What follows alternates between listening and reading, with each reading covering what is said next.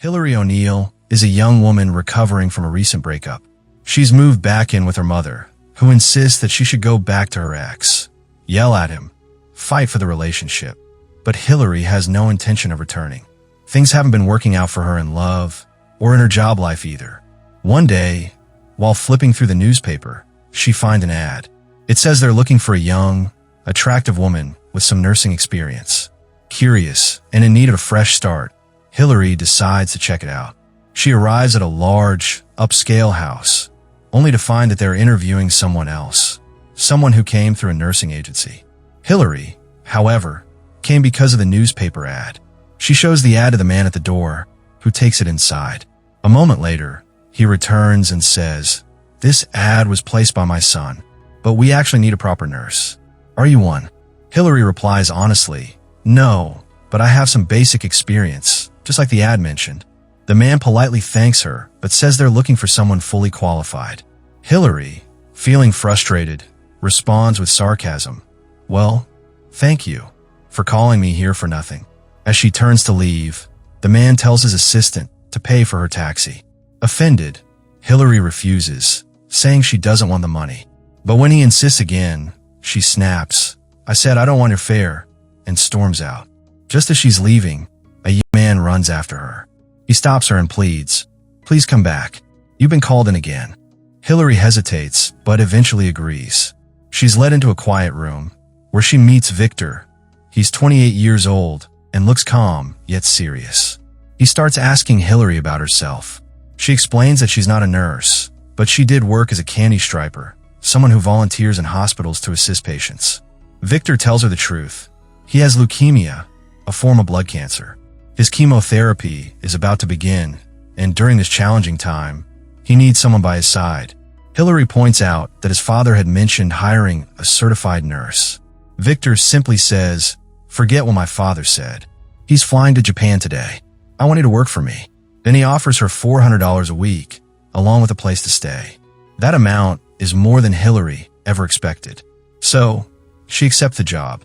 The next day, Hillary arrives with her belongings. As Victor tries to help her and steps into her room, Hillary firmly tells him, "You're not allowed in here. That's not part of our agreement." Victor immediately backs off and assures her, "Of course not. I never intended to." Later, they head to the hospital for Victor's chemotherapy session. He explains, "This is a kind of poison they inject into my body, not to harm me, but to kill the cancer. But the side effects, they're awful." Curious and concerned, Hillary asks what those effects are. Victor replies, "Sweating, anxiety, vomiting, and sometimes I just get really scared." Hearing this, Hillary begins to feel a sense of sympathy and humanity growing inside her. After the session, when Victor returns home, his condition worsens. He begins vomiting nonstop, suffers from severe mood swings, and even soft sounds start to feel unbearably loud. He shivers from the cold and becomes so sick that he ends up lying on the bathroom floor for hours. Hillary had no idea that chemotherapy could be this brutal. Watching him in this state deeply upsets her. Tears fill her eyes as she quietly returns to her room and begins packing her things.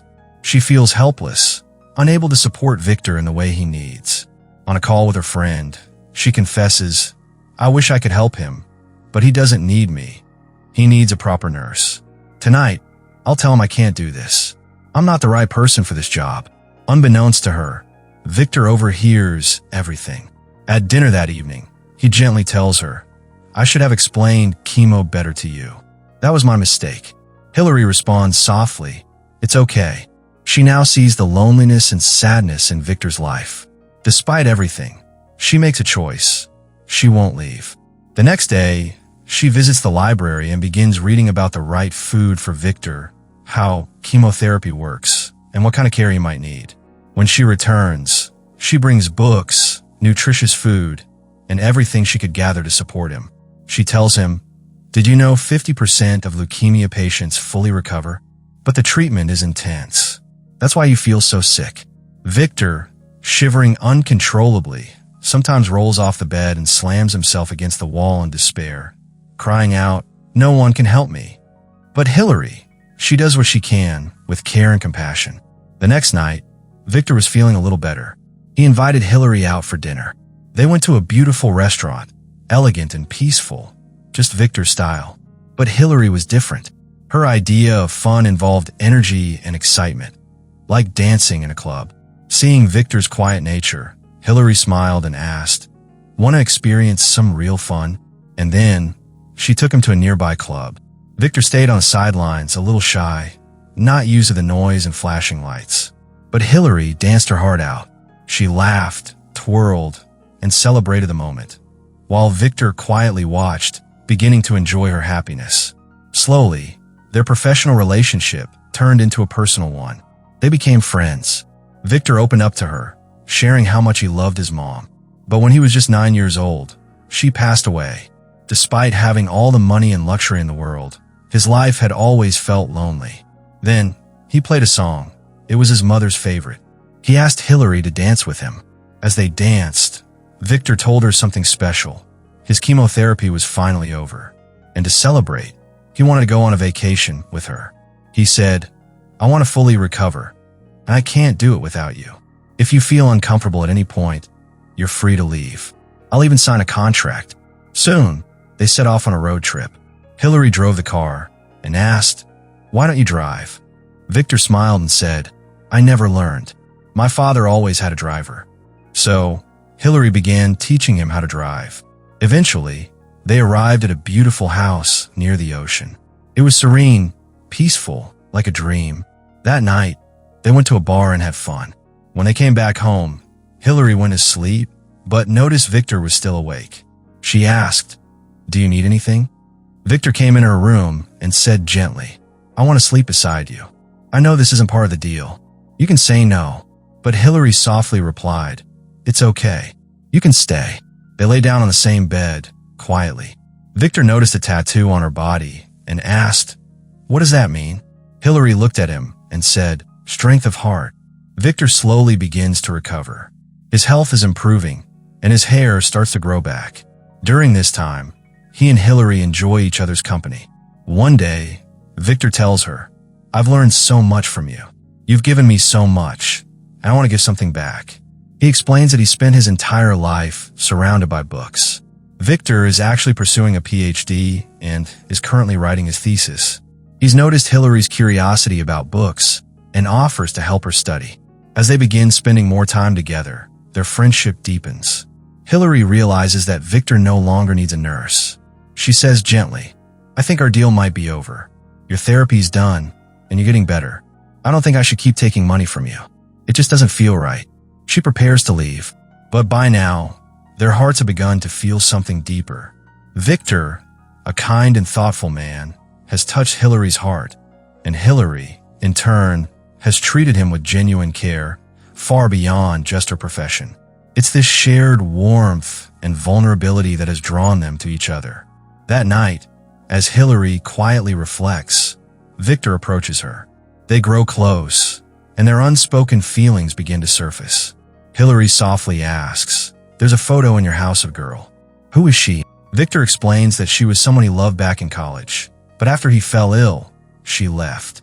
He then says, "And now that I'm finally healthy, you're leaving." Hillary assures him, "I'm not leaving you. I just don't want your money." Victor smiles and says, "Then maybe I can give you my heart instead." He admits, "I could have told you earlier, but when you're sick, you don't say things like that. I love you, Hillary." With tears in her eyes, Hillary replies, "You've changed me completely. I'll never leave you."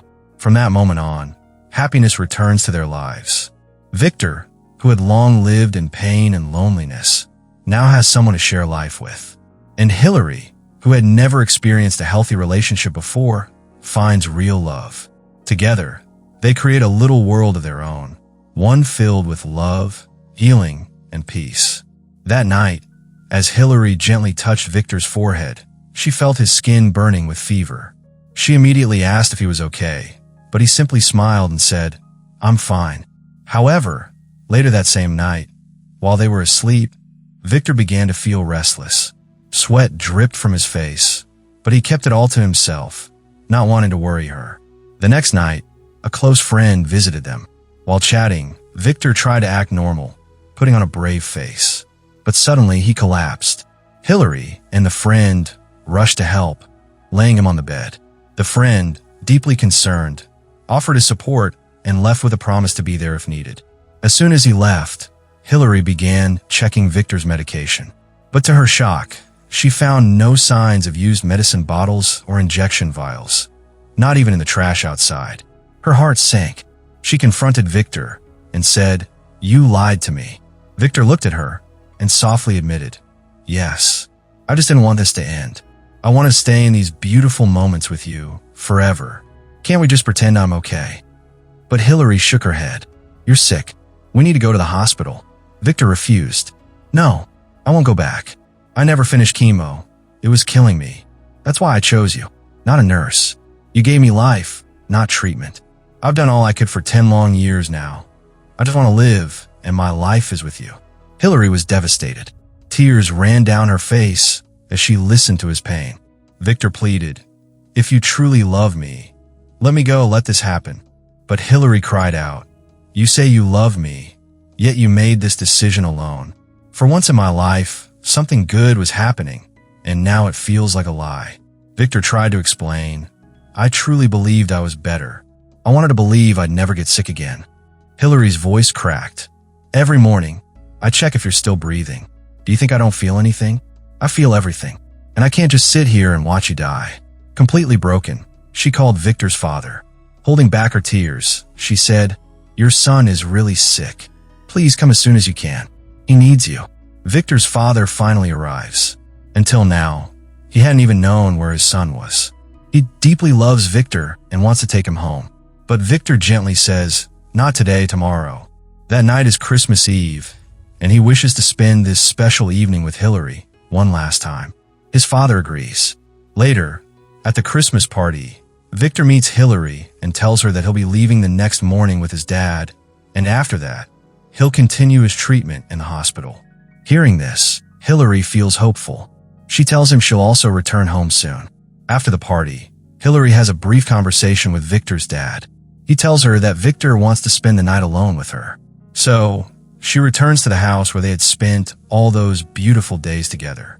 But when she arrives, she finds Victor packing his things. He's planning to leave alone. He doesn't want to go back to the hospital.